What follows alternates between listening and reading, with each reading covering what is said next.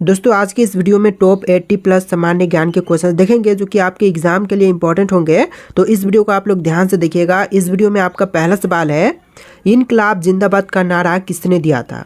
दोस्तों इनकलाब जिंदाबाद नारा देने वाले इनमें से हो जाएंगे भगत सिंह। तो यहाँ पर बिल्कुल सही जवाब कीजिएगा ऑप्शन बी, भगत सिंह, जिन्होंने इनकलाब जिंदाबाद का नारा दिया था। देखिए आपका अगला सवाल, जलियांवाला बाग हत्याकांड किस शहर में हुआ था। दिल्ली, लाहौर, अमृतसर या फिर पटना में। तो देखिए जलियांवाला बाग हत्याकांड जो है यह हुआ था अमृतसर में। इनमें से राइट आंसर कीजिएगा ऑप्शन नंबर सी, अमृतसर में। देखिए आपका अगला सवाल, भारतीय राष्ट्रीय सेना की स्थापना किसने की थी। तो भारतीय राष्ट्रीय सेना की स्थापना करने वाला इनमें से हो जाएंगे सुभाष चंद्र बोस। तो राइट आंसर है ऑप्शन बी, सुभाष चंद्र बोस, जिन्होंने भारतीय राष्ट्रीय सेना की स्थापना किए थे। देखिए क्वेश्चन नंबर 4 है, चंपारण सत्याग्रह किससे संबंधित था। दोस्तों चंपारण सत्याग्रह की बात करें तो इनमें से संबंधित था नील की खेती से। तो यहाँ पर बिल्कुल सही जवाब है ऑप्शन बी, नील की खेती से संबंधित था चंपारण सत्याग्रह। देखिए क्वेश्चन नंबर 5 है, करो या मरो का नारा किस आंदोलन के दौरान दिया गया था। तो करो या मरो का नारा जो है इनमें से दिए गए थे भारत छोड़ो आंदोलन के समय। तो यहाँ पर बिल्कुल सही जवाब कीजिएगा ऑप्शन बी, भारत छोड़ो आंदोलन के समय में करो या मरो का नारा दिया गया था। देखिए आपका अगला सवाल, पृथ्वी की भूमध्य रेखा की लंबाई कितनी है। तो पृथ्वी की भूमध्य रेखा की लंबाई की बात करें तो टोटल इनमें से हो जाएगा 40,075 किलोमीटर्स। तो यहाँ पर राइट आंसर कीजिएगा ऑप्शन सी, 40,075 किलोमीटर की टोटल लंबाई है भूमध्य रेखा की। देखिए क्वेश्चन नंबर 7 है, डेड सी यानी कि मृत सागर क्यों प्रसिद्ध है। तो डेड सी मुख्य रूप से प्रसिद्ध है इनमें से दोनों के कारण, जैसे कि बी और सी दोनों के कारण। जैसा कि यहाँ पर पानी में बहुत अधिक नमक होती है और इनमें कोई भी जीव नहीं रहते हैं, इस कारण से डेड सी मृत सागर प्रसिद्ध है। देखिए क्वेश्चन नंबर 8 है, कौन सा देश सूर्योदय की भूमि के नाम से जानी जाती है। देखिए सूर्योदय की भूमि के नाम से इनमें से जाने जाता है जापान देश। तो यहाँ पर बिल्कुल सही जवाब कीजिएगा ऑप्शन नंबर सी, जापान देश, जो कि सूर्योदय की भूमि के नाम से जानी जाती है। चलिए आपका अगला सवाल, सहारा मरुस्थल किस महाद्वीप में स्थित है। तो सहारा मरुस्थल की बात करें तो इनमें से हो जाएगा अफ्रीका महाद्वीप में। तो यहाँ पर बिल्कुल सही जवाब है ऑप्शन बी, अफ्रीका महाद्वीप में सहारा मरुस्थल स्थित है। देखिए क्वेश्चन नंबर 10 है, मानव शरीर में कुल कितनी हड्डियां होती हैं। तो मनुष्य के शरीर में हड्डियों की संख्या 206 है। तो यहाँ पर बिल्कुल राइट आंसर है ऑप्शन बी, 206। देखिए आपका अगला सवाल, इंसुलिन हार्मोन शरीर के किस अंग में किस अंग द्वारा स्त्रावित किए जाते हैं। तो इंसुलिन हार्मोन जो है यह स्त्रावित होता है अंगनाशय द्वारा। तो यहाँ पर बिल्कुल सही जवाब कीजिए ऑप्शन बी, अंगनाशय द्वारा। देखिए क्वेश्चन नंबर 12 है, विश्व का पहला प्रोग्रामेबल कंप्यूटर कौन सा था। तो विश्व की सबसे पहली प्रोग्रामेबल कंप्यूटर जो कि इनमें से हो जाएगा ENIAC, ENIAC, जो कि ENIAC बोल सकते हैं, विश्व का पहला प्रोग्रामेबल कंप्यूटर था। तो यहाँ पर राइट आंसर कीजिएगा ऑप्शन नंबर ए। देखिए क्वेश्चन नंबर 13 है, CPU का पूरा नाम क्या है। तो CPU का फुल फॉर्म जो है इनमें से हो जाएगा सेंट्रल प्रोसेसिंग यूनिट। तो यहाँ पर बिल्कुल सही जवाब है option B, central processing unit, जो कि CPU का फुल फॉर्म है। देखिए आपका अगला सवाल, इंटरनेट का आविष्कार किसने किया था। तो इंटरनेट के आविष्कारक जो है इनमें से हो जाएंगे Tim Berners-Lee. Option number C बिल्कुल करेक्ट आंसर हो जाएगा, टिम बर्नर्स-ली, जो कि इंटरनेट के आविष्कारक हैं। देखिए आपका अगला सवाल है, HTTP का पूरा नाम क्या है। दोस्तों HTTP का फुल फॉर्म इनमें से हो जाएगा हाइपर टेक्स्ट ट्रांसफर प्रोटोकॉल। तो यहाँ पर बिल्कुल सही जवाब कीजिए option number A, hyper text transfer protocol. देखिए आपका अगला सवाल, भारत का पहला सुपर कंप्यूटर कौन सा था। तो भारत में जो सबसे पहला सुपर कंप्यूटर था इनमें से हो जाएगा परम 8000। तो यहाँ पर बिल्कुल सही जवाब है ऑप्शन ए, परम 8000, जो कि सबसे पहला सुपर कंप्यूटर था। देखिए आपका अगला सवाल, दीपावली का त्यौहार किस देवता से जुड़ा हुआ है। तो दीपावली या फिर दिवाली का त्यौहार जो है इनमें से जुड़ा हुआ है भगवान राम से। तो यहाँ पर बिल्कुल सही जवाब कीजिए ऑप्शन नंबर डी, राम से जुड़ा हुआ है। देखिए आपका अगला सवाल है, होली का पर्व किस ऋतु में मनाया जाता है। दोस्तों होली का पर्व जो है यह मनाई जाती है वसंत ऋतु में। तो यहाँ पर बिल्कुल सही जवाब कीजिए ऑप्शन नंबर सी, वसंत ऋतु में। देखिए आपका अगला सवाल है, ओणम त्यौहार किस राज्य में मनाया जाता है। दोस्तों ओणम त्यौहार जो है यह मनाई जाती है केरल राज्य में। तो यहाँ पर बिल्कुल सही जवाब कीजिए ऑप्शन नंबर बी, केरल राज्य में जो है ओणम त्यौहार मनाते हैं। देखिए क्वेश्चन नंबर 20 है, गणेश चतुर्थी सबसे ज़्यादा कहाँ पर मनाई जाती है। उत्तर प्रदेश, कर्नाटक, महाराष्ट्र या फिर बिहार में? तो देखिए गणेश चतुर्थी जो है सबसे अधिक मनाई जाती है महाराष्ट्र में। इनमें से राइट आंसर कीजिएगा ऑप्शन नंबर सी, महाराष्ट्र में। चलिए क्वेश्चन नंबर 21 है, बैसाखी त्यौहार किस धर्म से जुड़ा हुआ है? तो बैसाखी त्यौहार जो है इनमें से जुड़ा हुआ है सिख धर्म से। तो यहाँ पर बिल्कुल सही जवाब है ऑप्शन नंबर सी, सिख धर्म से। देखिए आपका अगला सवाल, ग्लोबल वार्मिंग का मुख्य कारण कौन सी गैस है? तो ग्लोबल वार्मिंग का जो मुख्य कारण है इनमें तो हो जाएगा कार्बन डाइऑक्साइड गैस। तो राइट आंसर कीजिएगा option number C, carbon dioxide gas. देखिए क्वेश्चन नंबर 23 है, पृथ्वी दिवस कब मनाई जाती है? 5 जून के दिन, 22 अप्रैल, 16 सितंबर या फिर 1 दिसंबर के दिन? तो पृथ्वी दिवस जो है मनाते हैं 22 अप्रैल के दिन। तो इनमें से बिल्कुल सही जवाब कीजिएगा ऑप्शन नंबर बी, 22 अप्रैल के दिन पृथ्वी दिवस के रूप में मनाते हैं। देखिए क्वेश्चन नंबर 24 है, ग्रीन हाउस प्रभाव किससे संबंधित है?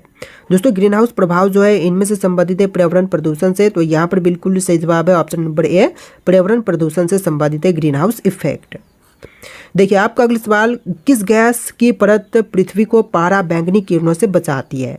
तो पृथ्वी को पारा बैंगनी किरणों से इनमें से बचाती है ओजोन परत। तो राइट आंसर कीजिएगा option number C, ozone gas, जो कि पृथ्वी को पारा बैंगनी किरणों से बचाती है। देखिए आपका अगला सवाल, बैडमिंटन में स्मैश किसके लिए प्रयोग किए जाते हैं? तो बैडमिंटन के खेल में जो है स्मैश जो है प्रयोग किए जाते हैं तेज आक्रमण शॉट के लिए। तो इनमें से बिल्कुल सही जवाब कीजिएगा ऑप्शन नंबर सी, तेज आक्रमण शॉट के लिए प्रयोग करते हैं स्मैश। देखिए आपका अगला सवाल, ब्लैक बक किस खेल से जुड़ा हुआ है? तो ब्लैक बक जो है इनमें से जुड़ा हुआ है निशानेबाजी से। तो इनमें से राइट आंसर कीजिएगा ऑप्शन नंबर डी, निशानेबाजी से जुड़ा हुआ है ब्लैक बक। देखिए क्वेश्चन नंबर 28 है, रन आउट शब्द किस खेल से संबंधित है? दोस्तों रन आउट शब्द जो है इनमें से संबंधित है क्रिकेट से। तो इनमें से बिल्कुल सही जवाब कीजिएगा option number B, run out शब्द जो है क्रिकेट से संबंधित है। देखिए क्वेश्चन नंबर 29 है, द्वितीय विश्व युद्ध किस वर्ष में समाप्त हुआ था? तो द्वितीय विश्व युद्ध जो है यह समाप्त हुआ था 1945 में। तो यहाँ पर बिल्कुल सही जवाब कीजिएगा ऑप्शन नंबर सी, 1945 में। चलिए क्वेश्चन नंबर 30 है, महात्मा गांधी ने दांडी मार्च कब शुरू किया था? तो महात्मा गांधी जी ने दांडी मार्च की शुरुआत जो है किया था 1930 में। तो यहाँ पर बिल्कुल सही जवाब है ऑप्शन नंबर सी, 1930 में। देखिए क्वेश्चन नंबर 31 है, फ्रेंच रेवोल्यूशन किस वर्ष में हुआ था? तो फ्रेंच रेवोल्यूशन जो है यह हुआ था 1789 में। तो यहाँ पर बिल्कुल सही जवाब कीजिएगा ऑप्शन नंबर बी, 1789 में फ्रेंच रेवोल्यूशन हुआ था। देखिए क्वेश्चन नंबर 32 है, जर्मन का तानाशाह एडोल्फ हिटलर किस राजनीतिक दल से संबंधित था?